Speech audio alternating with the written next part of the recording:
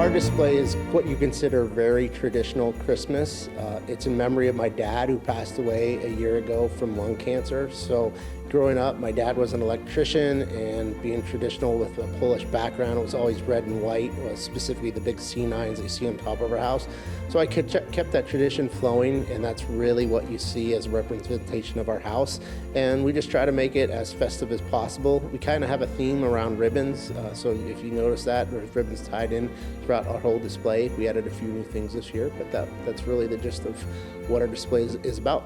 Oh, there was some really stiff competition out there this year. We drove around and saw some houses that were like, wow, we really think we upped our game this year. But at the same point, there were some houses that were like, wow, that's really looking solid. So we were really ecstatic to win. Obviously, Hollyhock Street, which is now known as the Holly Street in Fitchburg. It's a very competitive, very festive street, but we were thrilled to win. And now I guess the expectation is for us to go bigger next year. I don't know how we go bigger, but we certainly enjoy the festivities and what Fitchburg does around this time of year for this opportunity.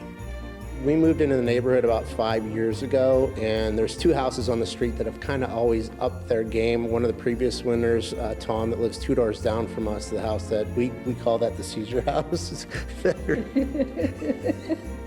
But Tom's house, he's kind of the one that kicked it all off, and then across the street from them, Jamie and Sheila, the very colorful house, and then we're known as kind of the traditional house.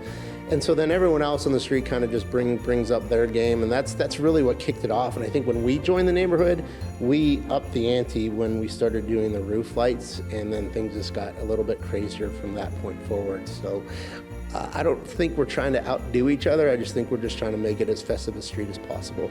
They're definitely trying to outdo each other. Throughout, even though you think it's done at about the second week of December, all the way up to the very last day when voting starts, they're all out there putting more up. Electrical tape everything, because water gets in everything and ruins stuff and turns stuff on and blows fuses. So electrical tape, everything that connects. Well, first I'd like to thank Lisa Sanford for making this whole event happen. It's really brought the community together, and just from a standpoint of when they have the actual event for the drive-through, just to see the amount of traffic that comes through the neighborhood and see people that really appreciate the displays, not just drive-through, but really take the time to admire it and bring the Christmas spirit to life.